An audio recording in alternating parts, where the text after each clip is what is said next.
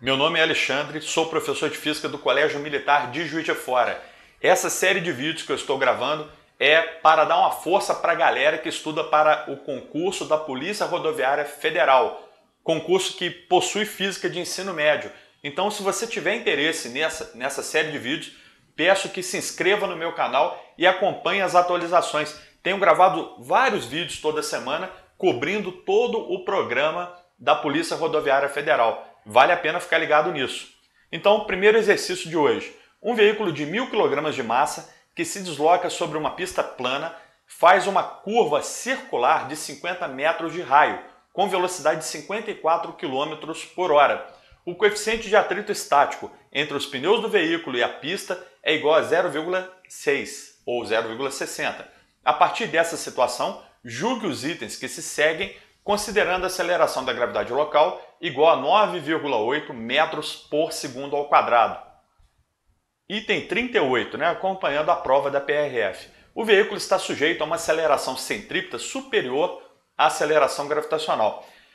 Pessoal, muita atenção aqui. A velocidade do veículo foi dada como 54 km por hora, que é uma unidade prática, mas não é do Sistema Internacional de Unidades. Então nós vamos dividir por 3,6 para transformar 54 km por hora em metro por segundo. Dá 15 metros por segundo. O raio da trajetória é 50 metros. Agora, muito cuidado. Mesmo que a trajetória seja realizada com velocidade de módulo constante, ou seja, velocidade que não aumenta e nem diminui, existe uma aceleração centrípeta.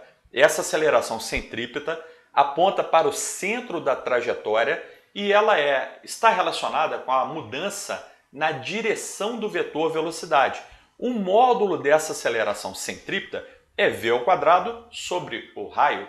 V é 15 já convertido, 15 ao quadrado sobre 50. 50 o raio já está em metro, metro está ok, precisa fazer nada. Dá 4,5 metros por segundo ao quadrado. Comparando com a aceleração gravitacional do enunciado, que é 9,8, eu percebo o seguinte: a aceleração do móvel é 4,5. 4,5 é menor do que 9,8. Olhando de novo a assertiva, a afirmação, o veículo está sujeito a uma aceleração centrípeta superior, eu só posso considerar esse item errado.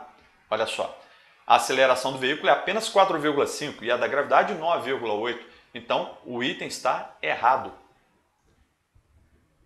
Item 39. Se o veículo estivesse sujeito a uma aceleração centrípeta de 4,8 metros por segundo ao quadrado, então ele faria a curva em segurança sem derrapar. Vou lembrar vocês o seguinte: existe uma maneira de calcular a velocidade máxima que um veículo pode ter numa curva sem derrapar. E isso é uma premonição para o seu concurso. Presta atenção. Polícia Rodoviária, claro, trabalha com veículos. E para calcular a velocidade máxima que um veículo, atenção, que um veículo tem numa curva sem derrapar, você tem que ter em mente esse diagrama aqui. Toda velocidade tangente à curva, toda aceleração centrípeta aponta para o centro da curva e se deve a uma força de atrito, que tem o papel de força resultante centrípeta neste tipo de análise. Todo veículo tem um peso que, nesse caso, numa curva horizontal, é equilibrado por uma força normal. Ou seja, a força normal é a força que o solo faz equilibrando o peso nesse tipo de questão desenvolvida sobre um plano horizontal. No futuro, farei esse tipo de questão num plano inclinado. Mostrarei para vocês que a força normal é diferente da força-peso num plano inclinado ou em curvas verticais. Mas isso é na próxima aula, próxima semana. Então, olha só. Tendo em mente isso aqui, e que a força centrípeta equivale à força de atrito que mantém esse veículo dentro da curva, é o atrito de escorregamento lateral, Então, a força centrípeta é igual à força de atrito. Com isso, eu consigo calcular qual é a velocidade máxima sem derrapar. Força centrípeta é mv ao quadrado sobre r, é a resultante das forças que atuam na direção radial, na direção que passa pelo raio da curva. Força centrípeta mv ao quadrado sobre r, massa vezes aceleração centrípeta sobre o raio. Força de atrito, μ vezes n força normal, que nesse exercício tem um módulo igual a força peso. Então, a força normal vale mg. Então, você tem mv ao quadrado sobre r igual a μmg. μ é o coeficiente de atrito. Dado do enunciado, é um número adimensional, não tem unidade. Corta a massa, você tem v ao quadrado sobre 50 igual a 0,6, que é o μ, vezes a gravidade 9,8. Resolvendo isso aproximadamente, já arredondei, tá? A velocidade máxima que esse veículo pode ter para não derrapar nesta curva é 17,1 metros por segundo. Essa velocidade, como você pode ver no enunciado aqui, no desenvolvimento, né, da minha questão, depende do raio, do coeficiente de atrito e da aceleração local da gravidade, ok?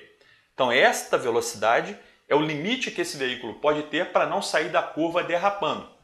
Agora vamos calcular aqui, se esse veículo tivesse uma aceleração centrípeta de 4,8, qual seria a velocidade que nos daria essa aceleração centrípeta de 4,8?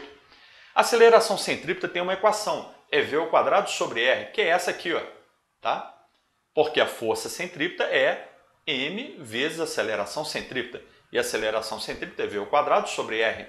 Então, pegando esse 4,8 e substituindo aqui, temos v ao quadrado sobre 50. Resolvendo essa expressão, eu acho o seguinte valor. Se o nosso veículo estivesse com uma aceleração de 4,8, sua velocidade seria 15,5. 15,5 é menor do que 17,1 e, portanto, o carro não derrapa. Lendo de novo o item, ele diz o seguinte: se o veículo estivesse sujeito a essa aceleração, então ele faria a curva em segurança sem derrapar. É um item certo, ok? Questão clássica de mecânica. Envolve cinemática, envolve dinâmica. É bom ficar muito atento a esse tipo de questão. Ela é sempre recorrente nos vários concursos.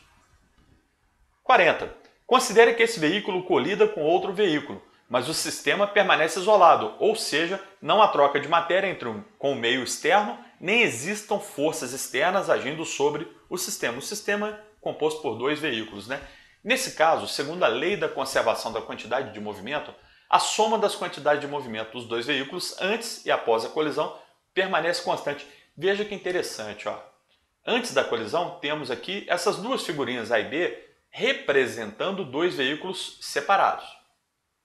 A com uma certa velocidade, coloquei o B aqui em repouso, tá? Nem coloquei velocidade para ele. Após a colisão, os dois se deslocando juntos.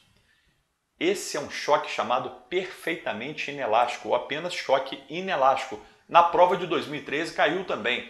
Lá foi um pêndulo balístico, um projétil atravessando, né, furando uma madeira, muito comum em prova. Mas o enunciado aqui diz o seguinte: ele fala no enunciado o próprio enunciado do princípio da conservação da quantidade de movimento. Em choques, em sistemas isolados, ou seja, sistemas livres de interação com forças externas ou sistemas que não perdem nem ganham massa ou matéria de outros sistemas, a quantidade de movimento total permanece constante. Ou seja, a quantidade de movimento final é igual à quantidade de movimento inicial. Só para lembrar, a quantidade de movimento é o produto massa vezes volume, deve ser analisada de acordo com as diferentes colisões que existem. Já temos uma aula sobre isso. Está na aula de resolução de questões do exercício do concurso de 2013. Então esse item está certo. Pessoal, por enquanto é só. Muito obrigado pela atenção e novamente peço a vocês a inscrição no meu canal para você se manter atualizado. Toda semana, vários vídeos novos. Valeu, galera. Bons estudos!